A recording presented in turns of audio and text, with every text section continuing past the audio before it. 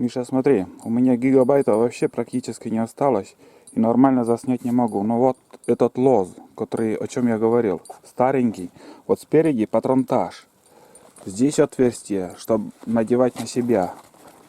С внутренней стороны, что спереди, что сзади, как мешки. Ну, чтобы дичь ложить.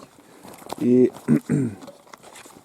здесь, с задней стороны, получается, ты надеваешь, вот голова торчит у тебя. А здесь вот петля такая. Сюда ложат топор. Сейчас еще.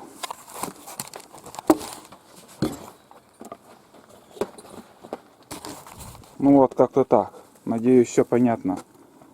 Обзор, нормальный обзор я сделаю осенью, потому что сейчас вообще гигабайтов не осталось. Я 5 часов заснял и еще на дорогу надо оставить. Ну, в принципе, должен понять тут. Вот как-то так. Но это старенький мой уже вон.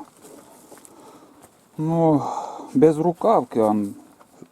По бокам открыто все. По бокам открыто. Вон. И с внутренней стороны там 2 мешка. Ну, конечно, это маленький. Надо побольше. Ну, как-то так. А осенью сделаю обзор нормальный.